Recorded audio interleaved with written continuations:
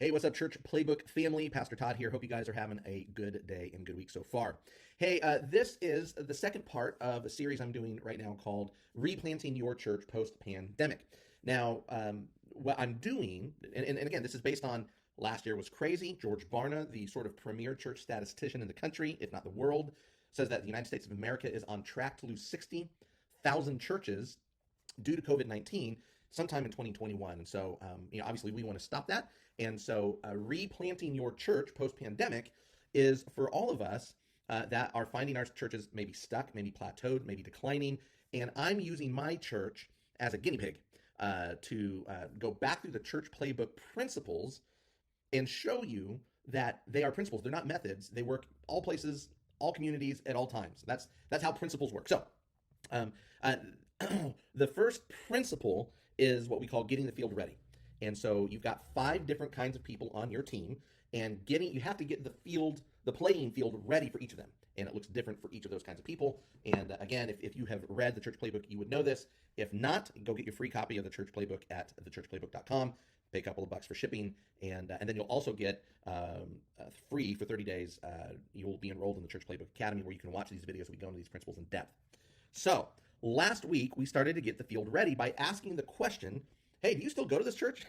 So I built a 1-question survey in the software that I use for all of my businesses, church, all that good stuff. It's called ClickFunnels. And so we'll go ahead and log in here, and then we are going to go to this. They're called funnels. And so here is this funnel called Do You Still Go to Riverview? And we created this 6 days ago. Now, I put together, and let me just show you here real quick. I put together this 1-page survey, and we're telling people, hey, you can win $100 by answering this one question. We're going to pick one person that takes the time to answer this question. Help us update our database. And so the way that we're framing it is by saying, hey, our church is going to turn 10 years old. We want to make sure we have the most up-to-date database. And so let us know, hey, do you still attend Riverview? That's the church I pastor regularly, whether in person or online. And then they can pick one of these 3 options. Yes, I'm still committed to Riverview as my church of choice. No, I've moved on from Riverview, but I'm going to another church now. And no, I no longer attend Riverview or any other church. And so they put their name and their information, click submit for your chance to win $100. And then when they do that, it simply takes them to this thank you page, and it just says, hey, thank you. Okay, that's simple as that, right?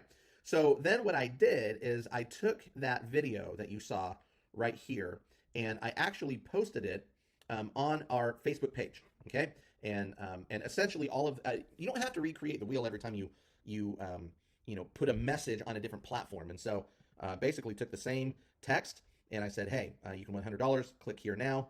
Can you believe we're turning 10? We want to update our database. Click here now. Someone's going to win $100. Okay, and so now I did something that if you are trying to reach your community, if you're trying to do a big event, I never, ever, ever, ever recommend that you try and boost a post on Facebook. Boosting your post, generally speaking, is kind of a shotgun approach. It's kind of like cooking spaghetti noodles, throwing them up against the wall to see if anything sticks. Okay, it's the shotgun approach. You pull the trigger, you hope that you hit something to this wide spray of shrapnel, right? And so that is typically what boosting a post does. You want to, if you're going to do Facebook ads, you want to have a business account on Facebook. You want to laser target your audience. Now, I boosted this post. Let me tell you why. When you boost the post, you have the option of saying, I only want this to be shown to people that like this page. And so the assumption here is the people that like our page are people that are somehow connected to our church. And so I think I spent maybe $20 for 4 or 5 days. 581 people saw this. 581 people. This video showed up on their screen. 469 people stopped long enough to watch the video for at least 3 seconds, because that's how Facebook counts their views, 3 seconds. 59 people clicked on the link and went to the website, the 1-page survey. Okay, and then you could click here, view results to, it'll show you the breakdown of men versus women or whatnot. Now, not only did I do that, I also posted. Okay, I shared the post to our group. Okay, and then I had also posted a couple of times. We put this up on the church YouTube page, and so we posted this a couple of times as well. Okay, so and then we actually sent the email out. Okay, We sent this in an email over a few days. All right. So let me show you. Here's the results that we got. Okay. So we'll come over when people opt in and they put their name and their email address. Okay. You'll see 94 people. And that's 94 families because this isn't like husbands and wives both posted. It was one representative from the family stopped to answer the question. Okay, so you can see we've got 94 families responding.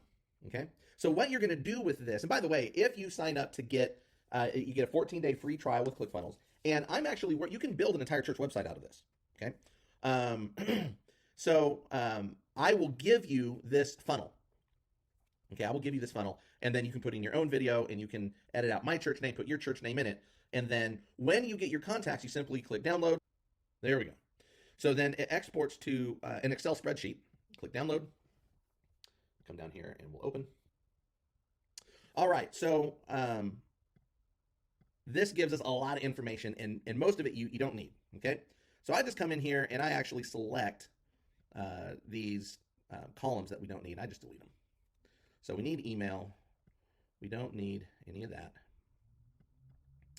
Last name, first name, full name. I'm going to import some of these names into a new email list, and so I like to have the first and the last name separate. So I'm going to go ahead and delete the full name. Don't need the address, shipping. I don't need any of this, so I'm going to just delete all of this. And then we're going to delete, we don't need phone number, we don't need, those are just other things, okay? Now, this honestly looks, it gives you information like affiliate ID, if they had one, time zone, central. So it gives you a lot of information, but what you want, and let me show you where you're going to get this here. So we'll click on Andrea, okay? And it's got her information here. She answered on February 28th. Here's her email, here's her phone number. We're going to scroll down. It gives additional information, which is what we're seeing right here, but you're looking for a specific thing. Do you still attend Riverview regularly? Yes. And this was her answer. Yes, I'm still committed to Riverview as my church of choice. Okay. So I'm looking for, okay, I'm just scrolling over here to the right, webinar information. Nope. Purchase information. Nope. Payment method information. Nope. Stripe. Nope, nope, nope. All I'm looking for is here at the end where it says, do you still attend Riverview? And the answer is yes. Okay. And so you can just look down here. Yes, yes, yes, yes, yes, yes, yes, yes.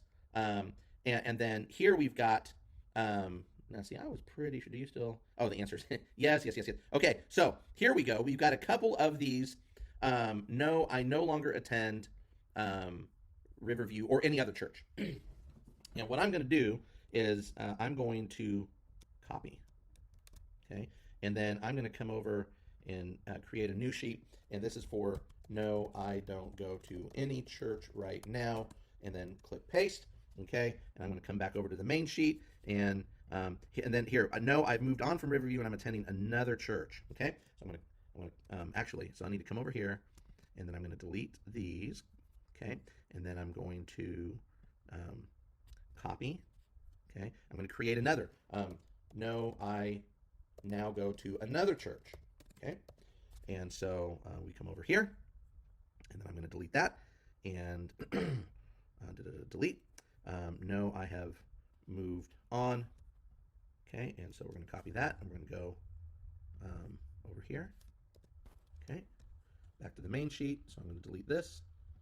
And then all I'm doing, and then there were a handful of people that for whatever reason they bothered to put all of their information in, but their answer didn't come through, okay?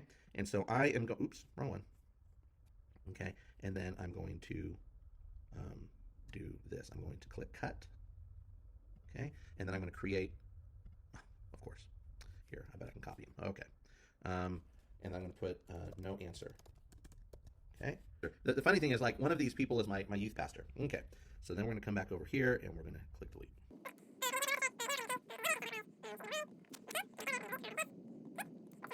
All right. So out of 94 responses, we now have, looks like 7 people say, hey, I actually don't go to any church anymore right now. Okay, and then what we'll do is we'll come over to percentage calculator, and then we'll just say, what is 7 is what percent of 94? Okay, so, 7.5% of our responders say, hey, I just don't go to church anymore, okay? And so then we'll come back over. Let's see here. Now I go to another church. That's 3, 4, 5, 6, 7. Okay, and so another 7, 7.5% say I go to a different church. And so if we say what is 80 people out of, or 80 families out of 94. So what it's saying is of the 94 families that responded, 85% of the families say, hey, we're still in. Like, we still consider Riverview to be our church. Now, so what do I do with this information?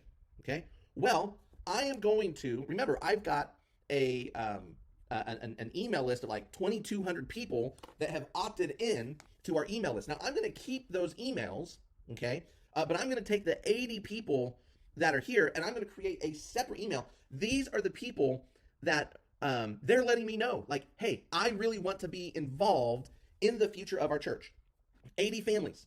Okay, now, again, we had probably, 250 families that were regularly attending. So, after 2020 and over time, right now, we have 80 families that say, I care enough about the future of our church that I want to let you know right now, okay?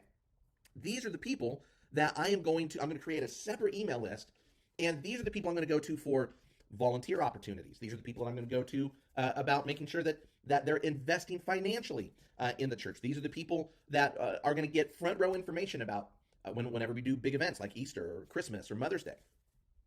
These are the people that I'm going to talk to first. I'm still going to send emails out to the 2,000, but these 80 families, these are the people that I'm going to send handwritten notes to. These are the people that I want to make sure they have, my contact information if they need something, because these are the people that care enough to respond. These are the people that care enough and not all of these people are even showing up, okay? Not all of these people are even showing up. These are just the people that, whether they're coming in person or they're watching online, these are the families that are connected to our church, okay? So what am I going to do with the rest of this information? Well, for the people that say, hey, I don't go to any church right now, I'm going to personally follow up with each of them. I'm going to shoot them a text, and I'm going to set up a phone call, and I'm going to say, hey, I just want to check in. I saw in the survey so you're not really going to church right now. Hey, is that because of COVID? Did something happen? Okay, and we're just going to have a real conversation. Okay, these people are going to get more of my attention, not less. The people that say, hey, I don't go to any church right now. Now, the people that say, well, hey, I'm going to another church, I'm going to actually remove these people from our database completely. Because, and certainly not out of spite or anything, is I want them to fully dive into whatever church they're currently going to. So, and I'm grateful that they were a part of our church at some point. They helped build our church at some point. God may have called them to a new season, a new chapter, and I don't want to chase them down. I don't want to get in the way of that. So for the people that say, hey, I'm going to another church, I'm actually going to give this information to our administrative assistants and say, hey, I want you to log into the database, and I want you to remove these people from the database, okay? Now, for these people that they bothered to give us their information, but then they didn't answer the question, okay? I'm also going to, I'm probably just going to send them an email and say, hey, thanks so much for updating your information for us. And I'll just say your answer didn't come through, and so I just wanted to follow up with you and say, hey, did you still want to be in the database? Do you still feel like Riverview is a part of your church? Have you moved on? Are you not going anywhere? So I'm also going to have a conversation with these people, and then we'll give their information to our administrative assistants, for whatever. So, all right. So that is that's just the follow up. I wanted to show you that we had 94 families respond. Out of that 94, 80 of them, or it's 85%, have said, yes, this is still my church. I'm going to double down on those people and connect with them. We're going to double down with the people that aren't going to church and just check in with them, see how they're doing. We're going to take the people that say, hey, I'm going to another church now. We're going to actually remove them from our database. And then the people that for whatever reason didn't answer, we're also going to touch base with them. But overall, I'm encouraged with the number of responses. And I feel like we've got just a good step forward. Now, this is all a part of the first principle of the Church Playbook, which is you got to get the field ready. And so before you can get the field ready, you've got to figure out who's still on the team. And so that's what we've done here. The next step, the next principle is making sure we have the right offense and the right defense in play. Again, if you have not read the Church Playbook, go to thechurchplaybook.com, get your free copy, pay a couple of bucks for shipping, and read up on that chapter, watch the video in the academy on picking the right offense and defense. And then in the next video, I'm going to show you how we're updating our ministries post-pandemic in this series on replanting your church post-pandemic. So, hey, hopefully that was helpful, and I look forward to hanging out with you guys soon.